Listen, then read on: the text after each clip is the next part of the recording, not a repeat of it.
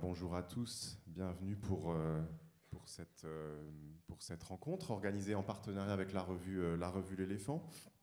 Nous allons, vous l'avez compris ce matin, nous intéresser à la question migratoire, en particulier en Méditerranée, et à la manière dont les chercheurs en sciences sociales et les écrivains journalistes, ou les écrivains et journalistes peuvent nous éclairer sur les enjeux qu'elle porte. Et je voudrais, avant de vous présenter un petit peu tous les trois, je voudrais citer une phrase que vous utilisez, Éric Fotorino, dans votre ouvrage. Vous dites « La mer est un désert, mais il suffit d'un coup de filet pour vérifier qu'il y a du monde là-dessous ». Donc, pour entrer dans le sujet, je pense que c'est aussi important de constater que voilà, on aborde ce matin une question sensible dans notre petit confort quotidien ici à Saint-Dié, mais voilà, je voudrais qu'on puisse rentrer dans le vif du sujet dans un instant. Alors, donc, tous les trois, vous vous intéressez à cette question migratoire depuis longtemps, et on va revenir là-dessus avec votre regard qui vient de disciplines ou d'approches différentes. Et je voudrais vous présenter, peut-être dans l'ordre où vous êtes installé à côté de moi. Je commence par vous, Camille Schmoll. Vous êtes géographe. Vous êtes directrice d'études à l'École des hautes études en sciences sociales, à l'EHESS, où vous travaillez sur les questions en particulier les questions de la géographie des migrations et l'articulation peut-être de la question de la mobilité et du genre. Vous participez à différentes institutions que vous avez parfois créées. Je pense en particulier au groupe international d'experts sur les migrations que vous avez créé avec d'autres géographes.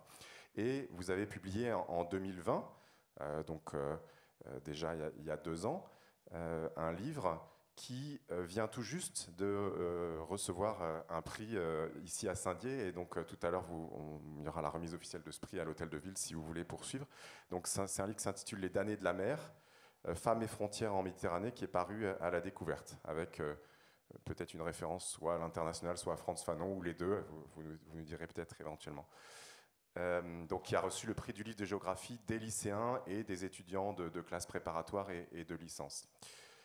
Éric Fotorino, vous êtes donc écrivain et journaliste. Vous avez été autrefois directeur du Monde. Vous avez cofondé l'hebdomadaire Le 1, que vous dirigez depuis bientôt 10 ans, dans 2 ans, 2014, qui sort justement un numéro double, tout à fait approprié à notre thème. Sommes-nous tous des étrangers, avec, comme c'est étrange, un entretien que vous faites avec Michel Agier.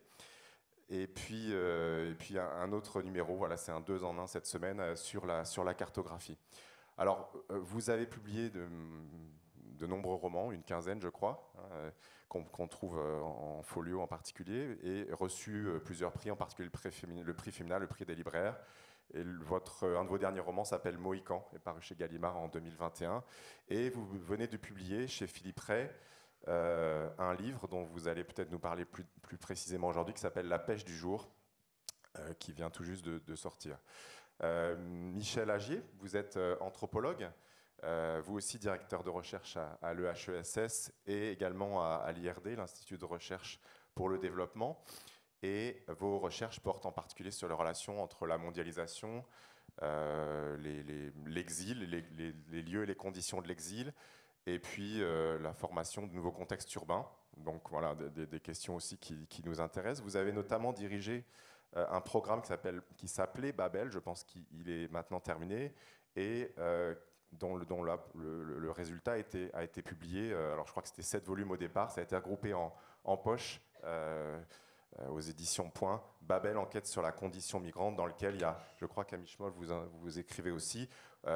Donc voilà, vous comprenez que nos 3 intervenants se connaissent un petit peu déjà et ont l'habitude d'échanger sur ces questions-là. Espérons qu'ils ne soient pas d'accord sur tout, mais c'est pas très grave. Et peut-être que justement, cette question qui divise et qui a des implications fortes sur le plan politique, on le voit en particulier en Méditerranée, bien sans doute que les sciences sociales ou le regard de chacun peut nous inviter à y voir plus clair. Alors, j'aimerais précisément, avant peut-être de rentrer dans vos différents terrains, vos différentes manières d'approcher cette question, que peut-être vous nous expliquiez comment vous en êtes venu à vous intéresser à la question des migrations en Méditerranée. Voilà, qu'est-ce qui vous a conduit à travailler et à écrire sur ces questions? Peut-être Camille Schmoll, vous pouvez commencer pour cette question. Alors moi, j'ai commencé à m'intéresser à ces questions il y a longtemps, en tant qu'historienne au début, parce que j'ai fait des études d'histoire, quelques géographes, et je travaillais sur l'image de la Méditerranée dans les manuels scolaires, des choses comme ça. Et puis j'en suis arrivée en fait, parce que je suis partie en tant qu'étudiante en Erasmus, en Italie, et donc je me suis heurtée à cette réalité qui résonne beaucoup aujourd'hui avec l'actualité, de ce pays qui en 30 ans a basculé et est passé d'un pays de départ à un pays d'immigration. Et donc l'immigration était importante en Italie dans les années 90 et 2000, beaucoup plus qu'aujourd'hui d'ailleurs, contrairement à ce qu'on pourrait imaginer. Et du coup, j'ai commencé des enquêtes sur les migrations vers l'Italie. Et puis, de fil en aiguille, au fil des années 2000 et 2010 surtout, la Méditerranée s'est transformée en cimetière. Les politiques migratoires sont devenues de plus en plus dures. Hein. Ça s'est fait progressivement. Hein. Bon, il y a eu effectivement quelques événements importants au fil des années, à partir de 2011, qui font que les choses se sont cristallisées, mais ça remonte à plus loin.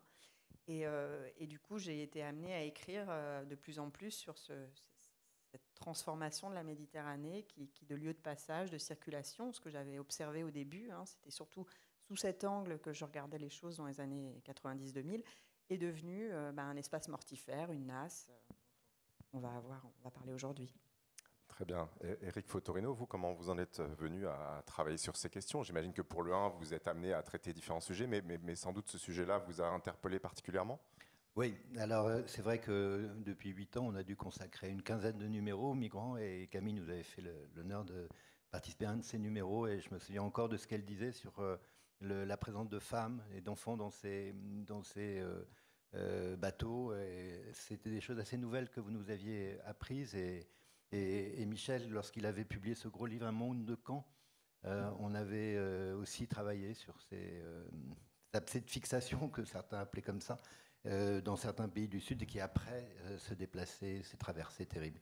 Alors, pour faire une réponse courte, au-delà de ça, je pense que c'est plus quelque chose qui me touche personnellement, non pas que je sois moi-même migrant, mais c'est vrai que la Méditerranée, c'est ma famille adoptive, de la Tunisie, du Maroc. Mon père était marocain, mon père adoptif était de Tunisie. Il y a ce nom, ce patronyme que je n'ai pas toujours porté, qui m'a raconté une histoire et une géographie. J'ai voulu aussi un peu comprendre.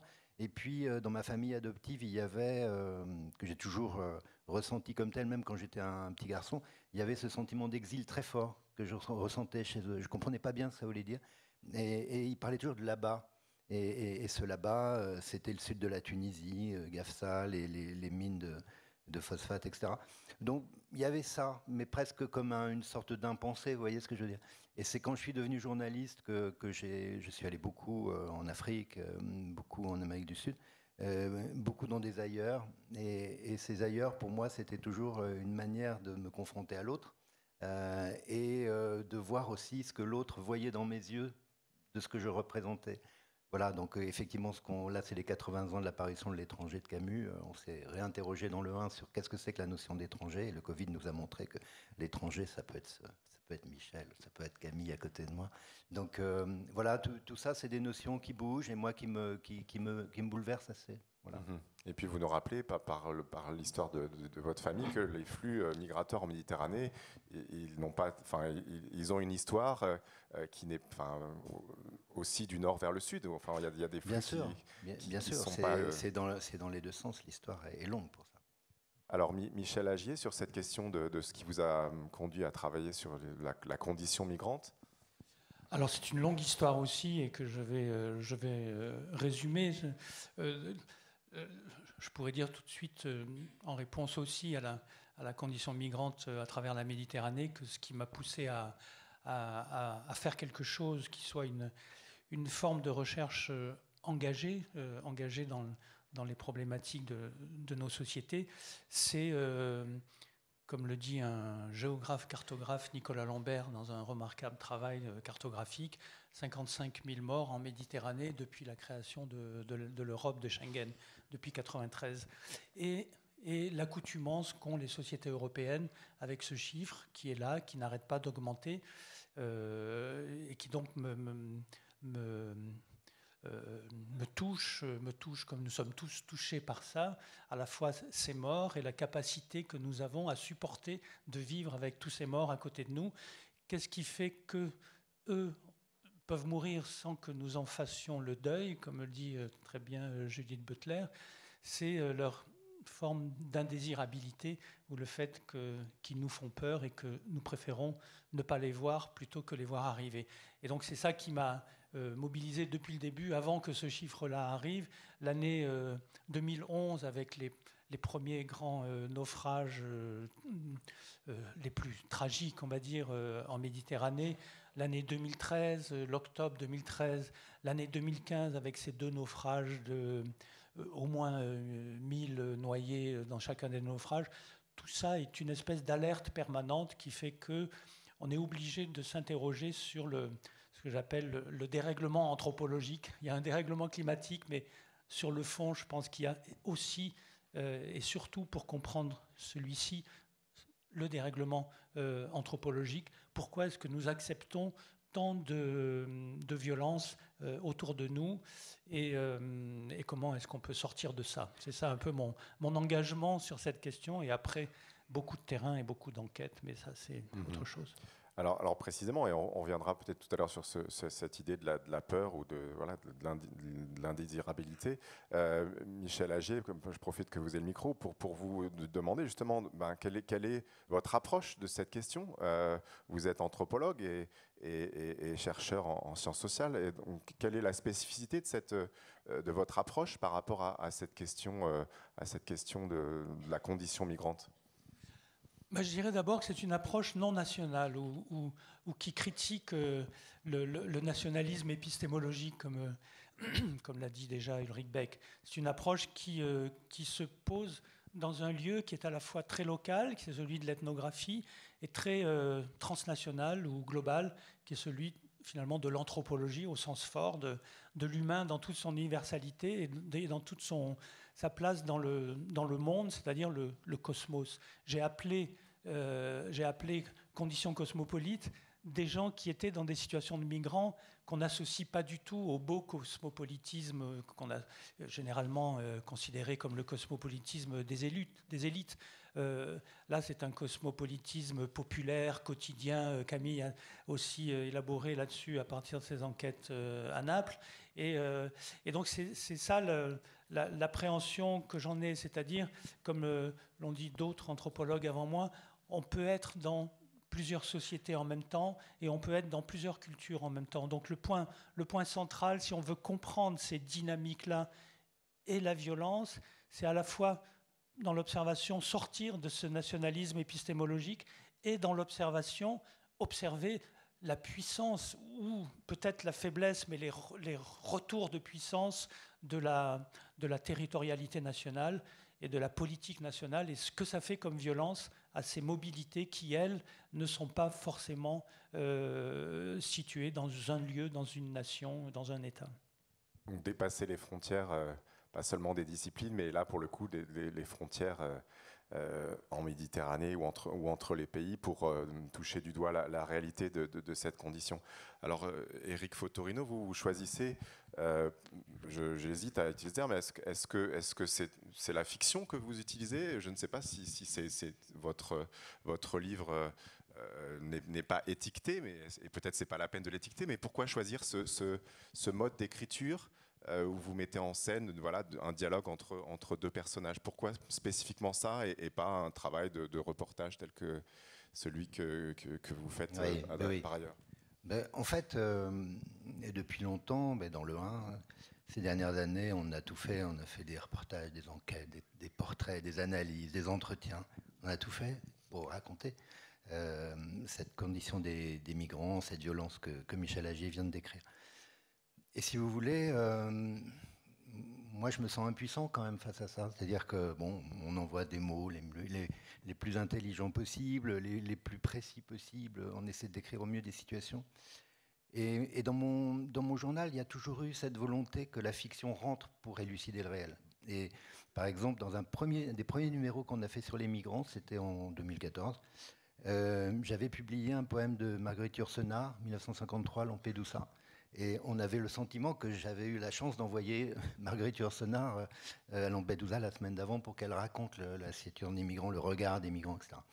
Et si vous voulez, pour moi, qui suis à la fois effectivement un romancier et un journaliste, le pouvoir des mots, quand les mots sont fatigués, quand les mots semblent impuissants, c'est un peu la phrase de Colette avec les mots de tout le monde écrire comme personne. Vous voyez ce que je veux dire? C'est à un moment donné, vous sortez de tout ce qu'on entend, qui devient presque une musique de fond que plus personne n'entend. Quand Michel Agier parle de ces fameux 55 000 morts en Méditerranée depuis Schengen, mais on devrait se révolter. C'est un génocide qui est en train de se produire comme ça.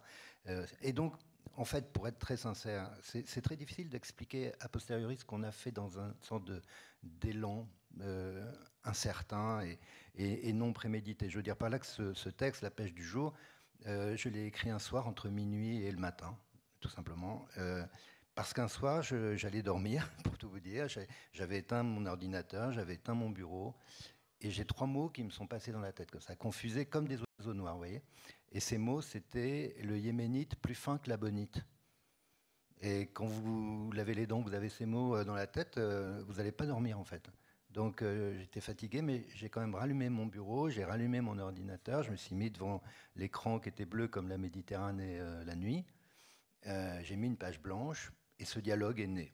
Je ne peux pas vous dire comment il est né, mais ce qui est certain, c'est comme j'étais le premier lecteur de ce que j'écrivais, ça m'a vraiment fait froid dans le dos, ces 2 personnages comme ça. Et donc, il suffit de lire la première page pour comprendre que le malaise s'installe.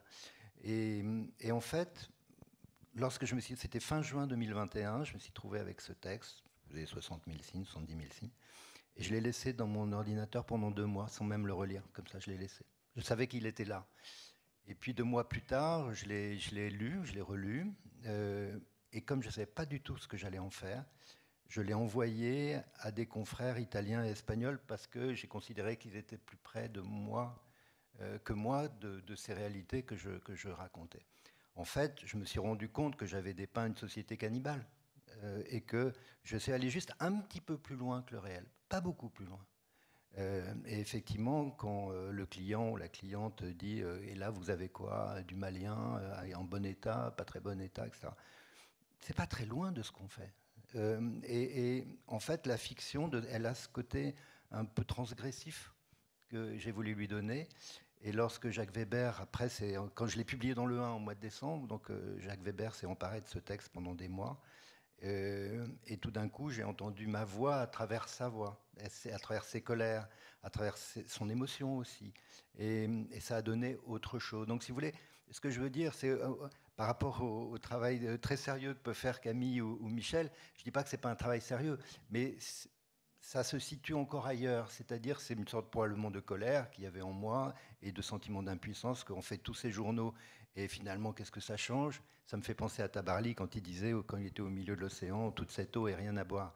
Ben, on donne plein de choses, mais on se demande ce que ça a comme effet vraiment. Et là, probablement quelque chose en moi voulait réveiller les autres. Et je crois qu'il y a une expression, et je finis avec ça, qui m'avait beaucoup choqué au moment où on a parlé des solidaires de Briançon, etc. C'est qu'on avait réussi à inventer dans notre vocabulaire le délit de solidarité. Et je ne comprenais pas comment on pouvait accoler ensemble le mot délit et le mot solidarité.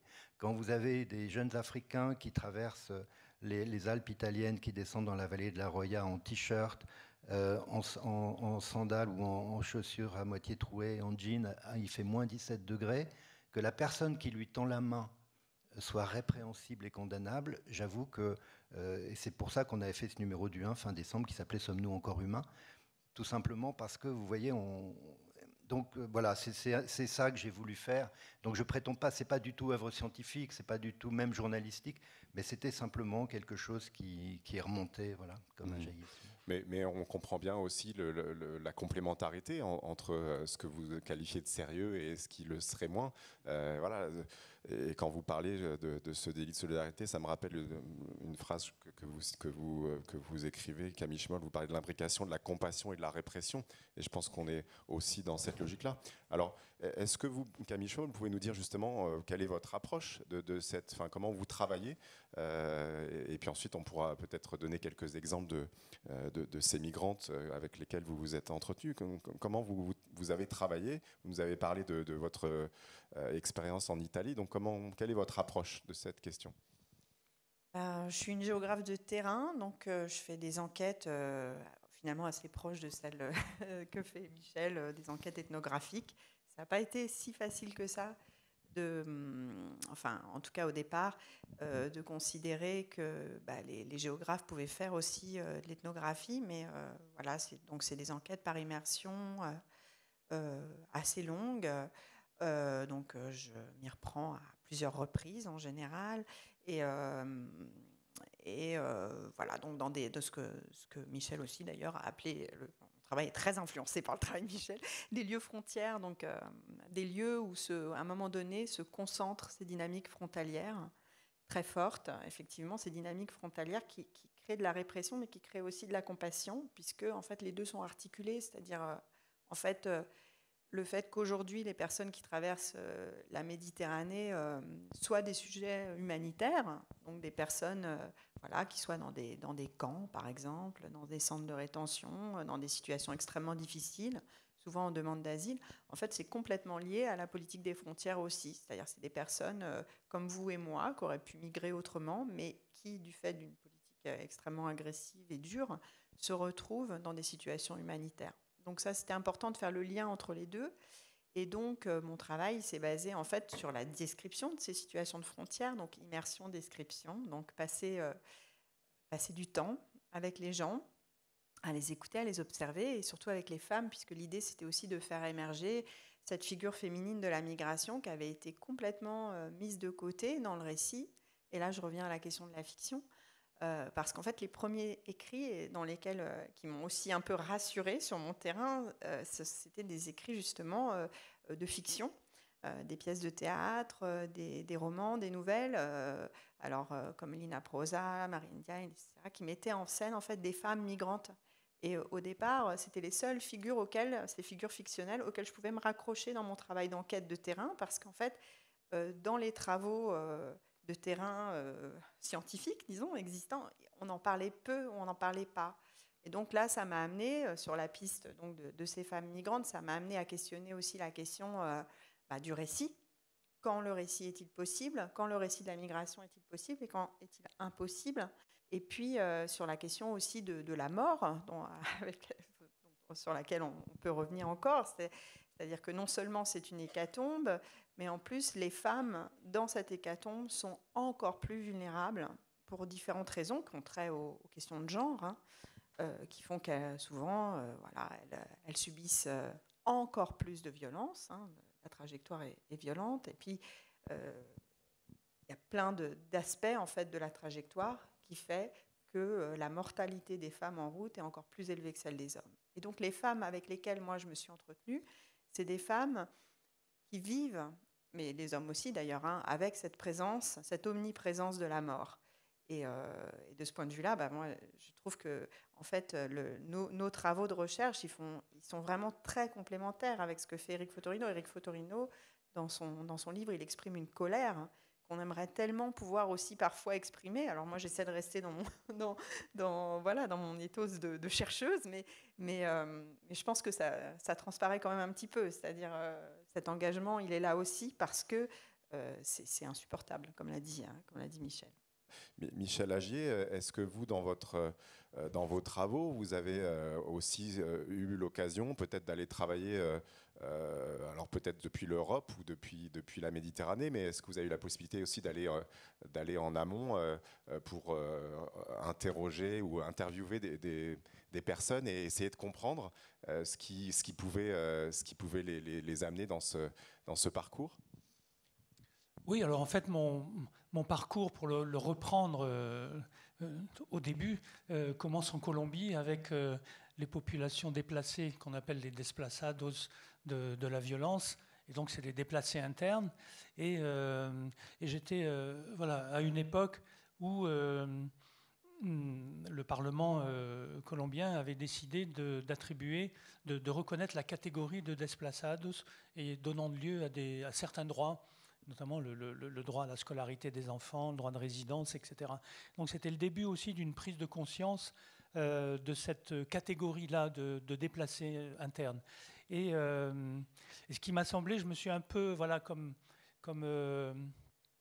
comme Camille avec la question de la violence, comme un peu nous tous avec ces questions assez toujours violentes dans les migrations précaires, je me suis trouvé en face de situations dramatiques dans la banlieue de Cali, avec des populations complètement démunies, complètement à l'abandon, complètement aux limites de la survie. Et j'ai commencé à faire raconter aux gens des histoires, à essayer de trouver ce que faisaient les associations qui naissaient seulement à ce moment-là, pour des associations d'aide aux déplacés. Et c'est donc à partir de là que je me suis posé la question, est-ce qu'il vaut mieux un camp plutôt que rien? Je me souviens m'être posé cette question-là, puisqu'à un moment donné, il y a une situation d'urgence, une situation de survie, où on se dit qu'est-ce qu'on peut faire? Et du coup, les années suivantes, en Afrique principalement, pendant 7 ans d'enquête dans les camps de réfugiés, je me suis rendu compte qu'effectivement, il y avait une évidence qui nous écrase d'une certaine façon, c'est l'évidence de l'urgence, mais aussi après du discours de l'urgence ou de la politique de l'urgence, face à laquelle on ne peut plus rien dire. Et je me suis trouvé dans des situations avec des camps de réfugiés pérennes, des camps de réfugiés de 300 000 habitants, comme à Dadaab par exemple. J'ai été un des premiers à faire des enquêtes ethnographiques dans le camp de Dadaab en 2001, ça fait il y a longtemps déjà. Et donc il y a une immensité. Et donc je me suis dit, ça, ce sont déjà des villes en formation, et donc cette transformation des lieux qui au départ sont des lieux de sauvetage, et puis après ce sont des lieux qui durent, donc ce sont des lieux de relégation, et ce sont des lieux qui se transforment. Et donc le dialogue avec les géographes, pour moi, a été important à ce moment-là, parce qu'on a, je vais dire avec quelques mots pour ne pas être trop long, on a des gens qui sont traités comme des vulnérables d'abord, qui deviennent des indésirables ensuite, c'est-à-dire ils sont là parce qu'on ne les veut pas ailleurs, ils sont en dehors des prises en charge de l'État.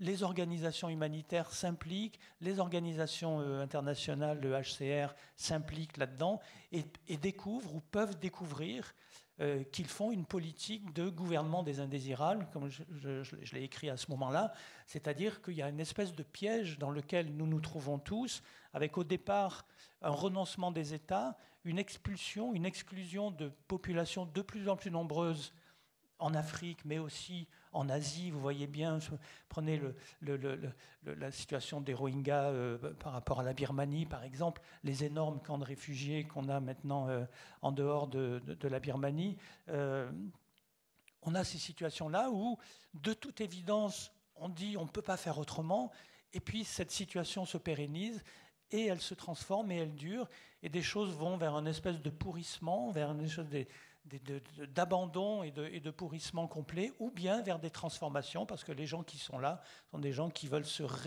resocialiser, se réurbaniser, et il y a des transformations extraordinaires des camps de réfugiés qui, à un moment donné, ne ressemblent plus du tout à des camps, mais à des sortes de villes. On le voit avec les très nombreux camps palestiniens au Proche-Orient, où la problématique urbaine est arrivée d'une manière assez évidente maintenant, alors qu'au départ, effectivement, c'est une forme de mise à l'écart.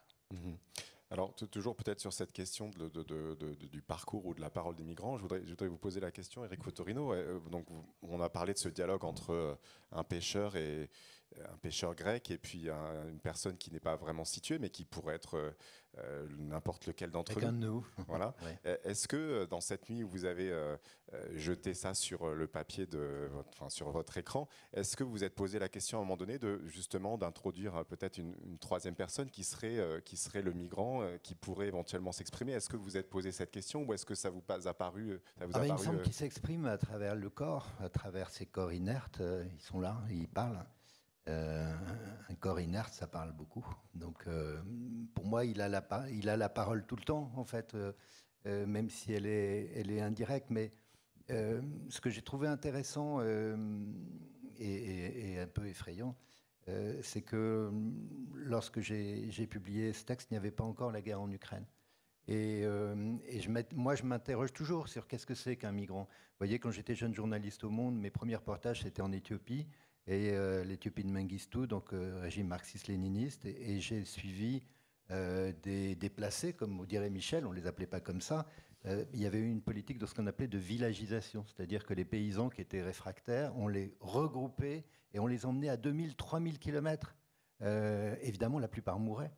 Et j'ai rencontré des enfants avec la croix du Tigray dans l'Ilubabor, qui est un État près du Kenya. Et on m'a raconté la violence extrême que ça a été de déplacer ces gens parce qu'ils étaient considérés comme réfractaires à l'idéologie qui était celle du pouvoir de l'époque. Donc je crois que c'est les premiers déplacés que j'ai vus dans ma vie sans même me rendre compte que c'était des migrants de l'intérieur, mais migrants chassés et pourchassés et tués et mourant de faim.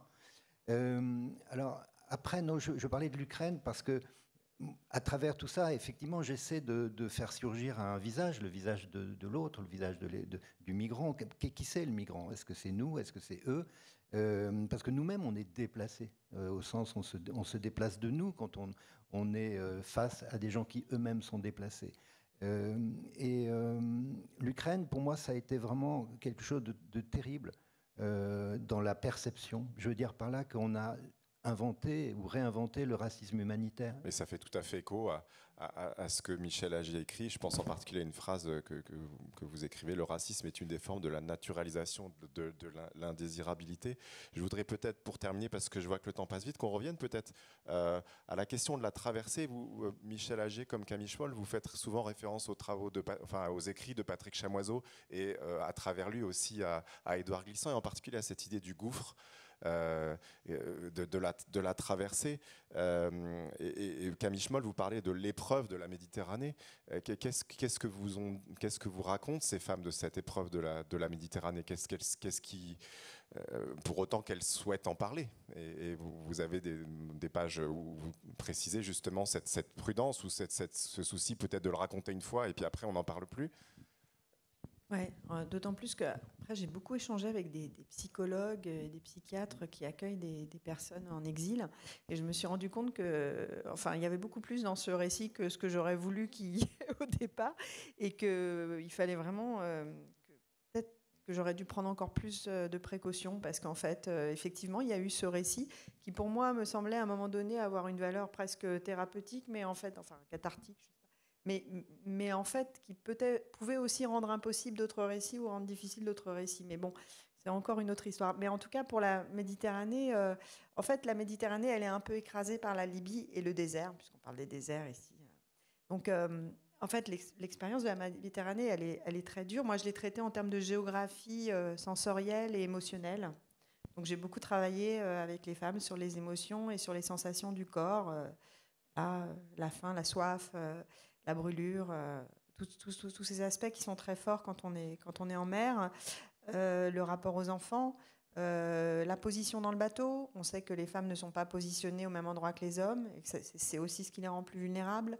Tout ça, on a travaillé sur vraiment des aspects aussi très matériels et concrets de la traversée. Mais c'est vrai que la Libye écrase le reste dans les témoignages. C'est-à-dire, en fait... parce que les femmes ont toujours été violées en Libye. Donc, en fait, le premier témoignage qu'elle me livre, c'est sur la Libye. La Méditerranée vient après. Et la Méditerranée, c'est aussi ce moment de suspension, en quelque sorte, dans la trajectoire migratoire, puisque moi, celles que j'ai rencontrées, elles ont survécu, où vous êtes aussi sauvés. Et donc, il y a tout ce paradoxe-là, c'est-à-dire c'est aussi un espoir extraordinaire. C'est ce moment où on va vous tendre la main, concrètement. Et donc, c'est un moment extrêmement ambivalent. Il y a ces souvenirs épouvantables, dont je raconte dans le livre, quand on voyage avec des enfants, pas pouvoir donner à boire, donner à manger aux enfants, etc. C'est très compliqué. Mais c'est aussi le moment où vous allez être secouru. Et donc, avec, après, évidemment, toutes les désillusions que ça comporte pour la suite. Alors peut-être, avant de donner la parole à la salle, je voudrais que Michel Agier, peut-être vous puissiez justement parler de cette ambiguïté. Voilà, on est arrivé, on est sauvé, mais en même temps, on se heurte à cette indésirabilité. Donc, qu'est-ce qui se passe de votre point de vue dans nos sociétés pour qu'on en arrive à cette situation ? C'est ça. En fait, j'ai voulu, maintenant, après plusieurs années d'enquête sur les migrants, les réfugiés et ces déplacements forcés, plus ou moins forcés sur les camps et les morts aux frontières, j'ai voulu départiculariser, enlever cette spécificité, même ce caractère exceptionnel qu'on associe au terme de migrants, et évoquer ces deux notions qui pour moi sont importantes. C'est la peur des autres, les peurs en général et la peur des autres en particulier, qui sont des choses à la fois les plus naturelles, la peur d'un inconnu, le besoin de sécurité, c'est des choses qui existent chez les humains depuis toujours.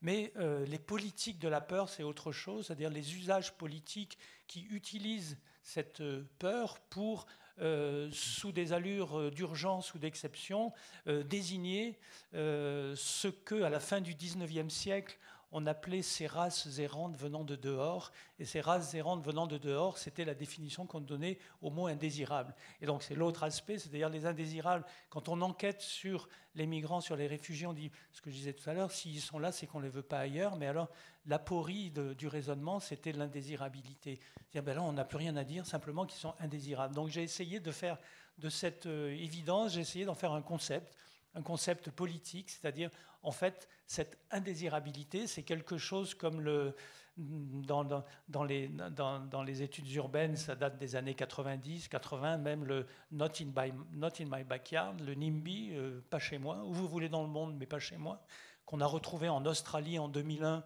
avec l'aventure du Tampa, ce navire avec des migrants afghans que le gouvernement australien refusait de laisser entrer sur ses eaux territoriales et leur avait dit où vous voulez dans le monde mais pas chez nous. Et donc j'ai travaillé un petit peu cette idée du chez nous, de la peur et de la haine des autres indésirables, c'est-à-dire pas n'importe quels autres.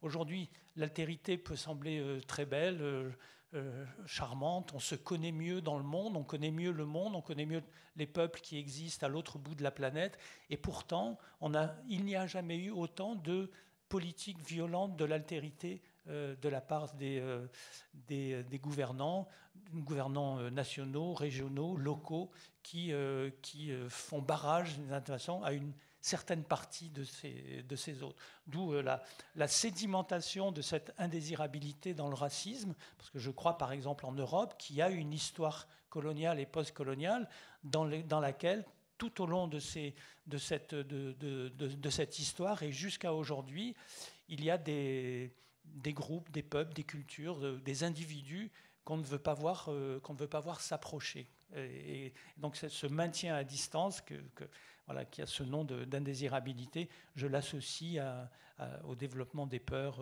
en général. Oui, et ce que vous dites bien aussi, alors c'est la manière dont la pandémie a aussi renforcé ces logiques dans le rapport au corps de l'autre. Et vous dites, vous parlez d'une demande d'étanchéité du territoire national imaginé comme un corps. Donc on voit bien comment nos propres peurs biologiques ou physiques ont renforcé cet aspect-là. Alors il nous reste une petite dizaine de minutes et je voudrais qu'on puisse donner la parole à la salle pour des questions, si possible, brèves mais pertinentes, comme tout le monde sait faire dans cette salle. Donc vous levez la main. On va peut-être prendre une ou deux questions à la fois s'il y en a, et puis ensuite on vous laissera répondre. Donc il y a monsieur au fond là-bas.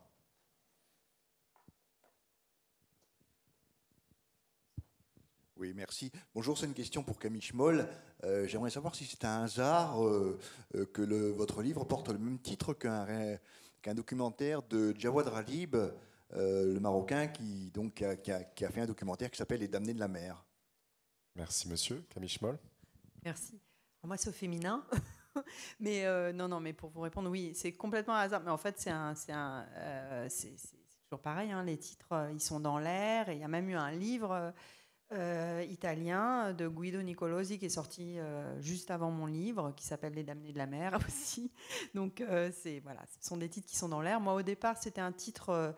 C'était une partie du livre, et c'est l'éditeur qui m'a dit c'est un beau titre, faut le garder pour le livre. Donc c'est complètement un hasard. Après, la référence pour moi, c'est la référence à Fanon, hein. Et au fait qu'aujourd'hui, si on veut s'intéresser aux damnés de la terre, ben faut d'abord pas seulement, mais aussi se tourner vers les migrants et les migrantes.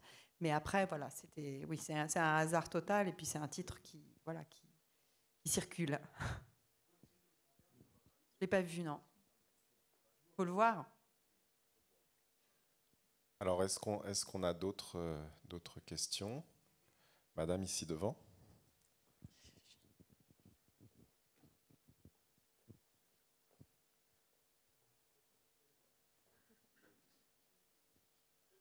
Voilà. Non, c'est juste le troisième rang. Oui, bonjour et merci pour vos interventions et engagements. La question porte sur les différentes modalités des récits. Donc là, c'est les récits écrits. Est-ce qu'il n'y a pas aussi un rôle dans les perceptions que les populations peuvent avoir donc, de ces migrations, un rôle des récits visuels et de la façon dont les médias, alors c'est pas pour du tout jeter l'opprobre sur les médias de façon globale, mais ce qu'on peut voir dans les journaux télévisés le soir, c'est-à-dire des petits reportages où on voit donc dans ces temps de la migration qui sont longs, puisque la migration pour les hommes qui la vivent, les femmes qui les vivent, c'est une histoire incroyable. Et nous, on perçoit juste le moment où la vulnérabilité, elle est évidente. Il y a une fatigue physique, psychologique, tout. Et on voit juste ce moment-là. Et on ne sait pas qui arrive, parce qu'on ne sait pas donc toute la richesse de ces gens, toute leur vie, ce qu'ils apportent. Et je trouve qu'il y a pourtant dans le cinéma presque un sous-genre qui est le film de migration sur la frontière Mexique, États-Unis, etc. Il y a plein de choses. Et en fait, il n'y a que comme ça que les populations peuvent comprendre que ce n'est pas quelqu'un de vulnérable qui arrive, c'est quelqu'un qui est fort de toutes les épreuves qu'il a vécues et toute la richesse. Et pourquoi on n'arrive pas à le transmettre plus alors que l'image est évidemment aussi tellement riche pour qu'on comprenne ça, quoi. Je ne sais pas qui veut répondre, Eric Fotorino. Oui, un mot, oui, c'est une question une remarque très intéressante.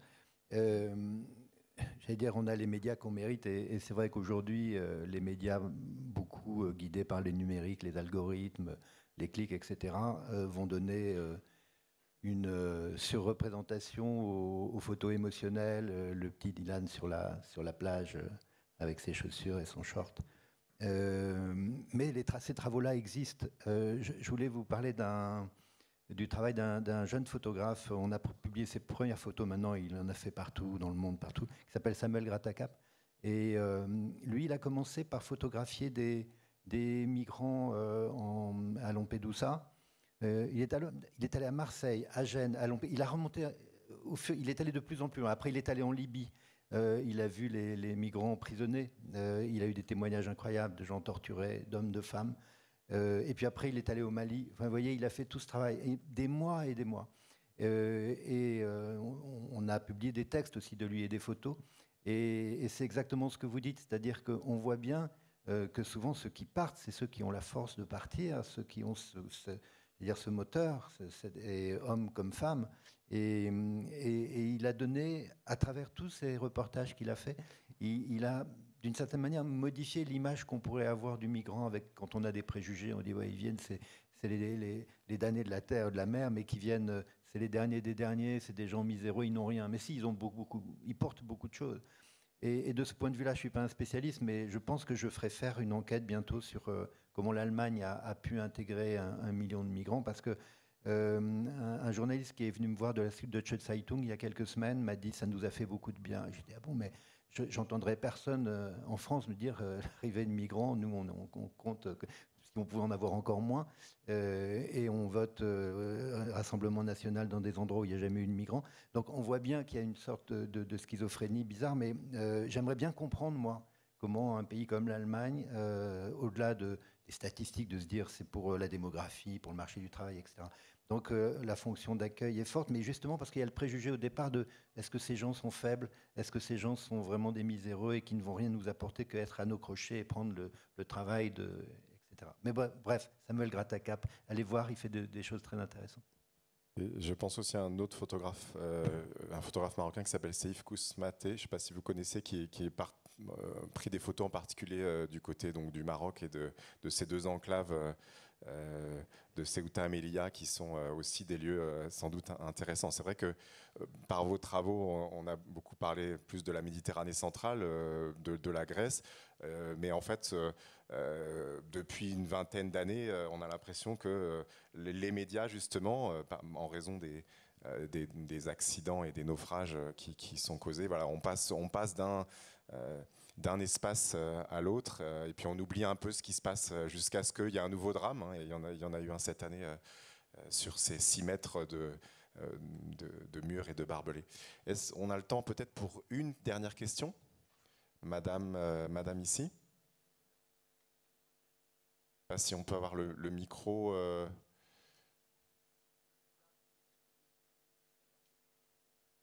Voilà, au milieu de la salle, pas très loin de vous, là, voilà.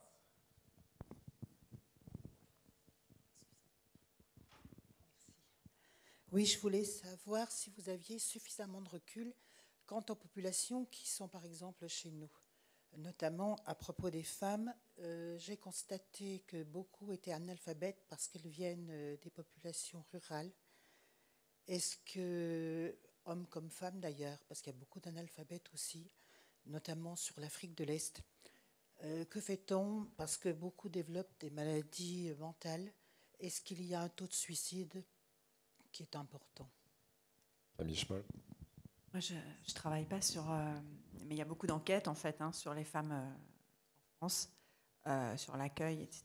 Et en fait, ce que je peux dire, c'est que ces femmes, elles se heurtent à l'absence ou au manque d'accueil, en fait. Et au fait qu'elles sont souvent dans des situations d'irrégularité, qui les vulnérabilisent encore plus que ce qu'elles sont au départ. C'est-à-dire, en fait, il y a beaucoup de situations de vulnérabilité qui sont liées à leur situation, à leur précarité, en fait, économique, juridique, etc. Par exemple, pour certaines des femmes que j'ai suivies qui vivent en France maintenant, elles ne sont pas toutes en France, hein, mais pour celles qui sont en France, ça se traduit par le fait de très souvent se mettre en fait en situation de danger parce qu'elles vont trouver des figures d'hommes, souvent français, avec des papiers français, qui, sous prétexte de les protéger, en fait, les exploitent et aussi sont violents. Donc c'est pour ça que ces femmes, souvent, on les retrouve aussi dans des foyers, dans des situations en fait, d'accueil pour femmes battues, ou des choses comme ça. Donc en fait, moi, ce sur quoi j'aurais envie de mettre l'accent, c'est sur la façon dont le rejet qu'on a de ces personnes contribue encore plus à les vulnérabiliser. Après, analphabète ou pas, ça, j'avoue que je trouve que les situations sont très, très, très diverses, donc c'est difficile de dire. Voilà, je ne saurais pas vous dire quel est le taux d'analphabétisme. Je crois que c'est très, très varié. Mais en tout cas, ce qui est certain, c'est qu'on ne contribue pas à faciliter leur intégration, pour utiliser un mot un peu désuet. Oui, et ça rejoint votre phrase, la femme migrante n'existe pas, et il y a tellement une diversité telle des situations, et on parle d'individus qui ont des histoires avec un parcours très différent. Voilà, on va s'arrêter là. Je voudrais vous remercier tous les trois chaleureusement.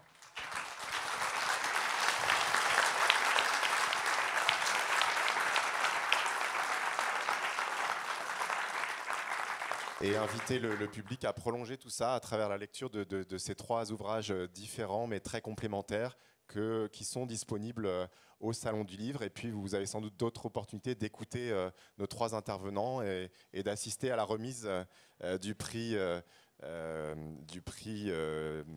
des lycéens dans un instant. Merci.